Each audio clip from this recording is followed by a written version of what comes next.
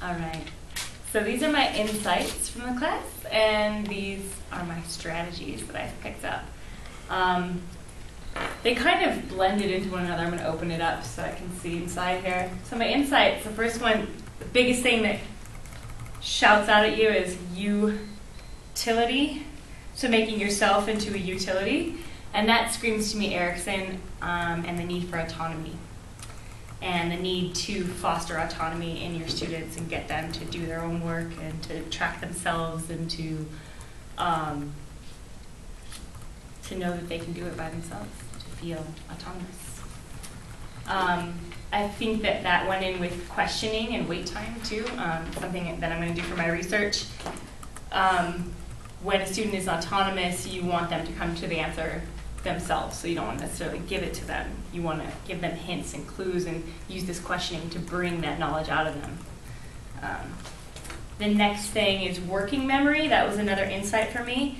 This is the awesome representation of here's your collection of information. Now you have to map it, save what's important, reduce and get rid of what's not important, and then solve, and then store is the last one. So when you give a student this much information, sometimes in their working memory it just doesn't work for them, and they get so frustrated they give up on the problem. So you have to teach them these strategies of mnemonics and clumping up their learning or mapping it on a paper so that they can get to this point. And that was a big insight for me. The next one was movement activates the brain. So that goes with you didn't get to where you are by standing still. I'm really stoked about the brain-based learning and the Brain Gym book, and the fact that I get to dance in my classroom and I get to make my students dance. I'm so excited about that.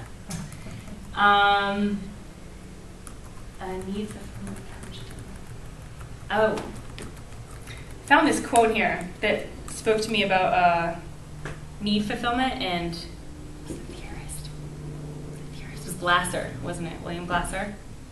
So it says, laying overcompensates for loneliness with drugs, drinking, hookers, and gambling. Well, I don't know that that's going to necessarily achieve the goal that Lang is looking for, which is overcoming loneliness. So when we look at our students and them acting out or being really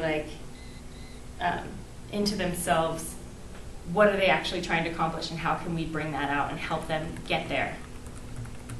Because what they're doing isn't working. The strategy that they're using to try and fulfill their needs is not working. Another one was this man staring at this robot, and this has to do with gender bias.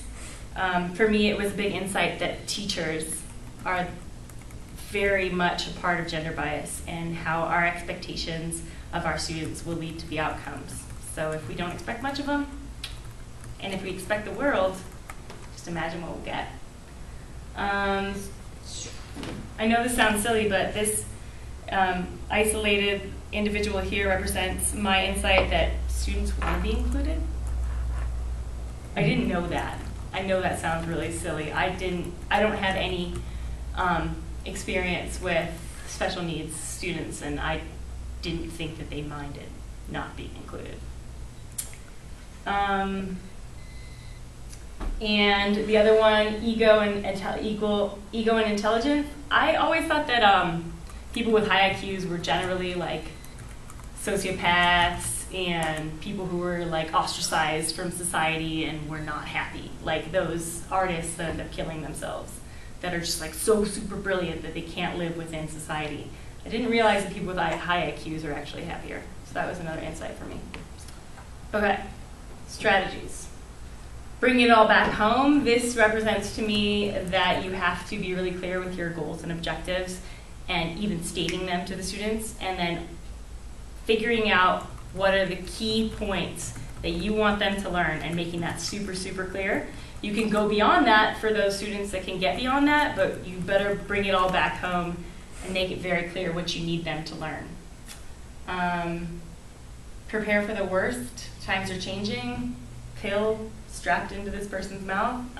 This has a lot to do with inclusion, ADHD, and all of the students that we're going to see that are going to be on prescription drugs and how that's going to affect them. I think that was supposed to go in insights, actually. I don't know what this is. Oh, it says prepare for the worst, right? So that's a strategy. Teach metacognition. So where does that one come in?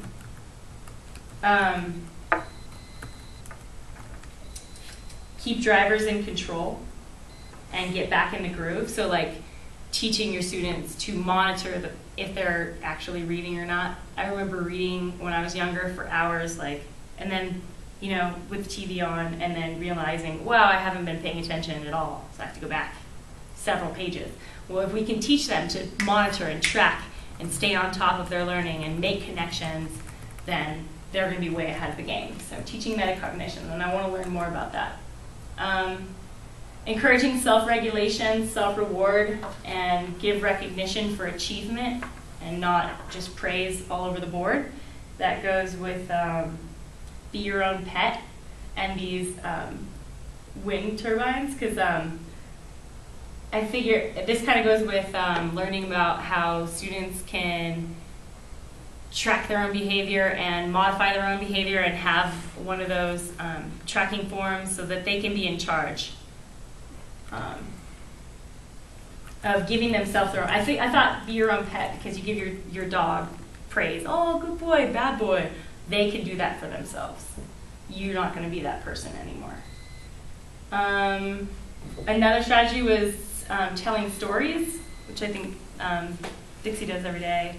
Giving that final last story that can be like a biography of someone famous, a very special story.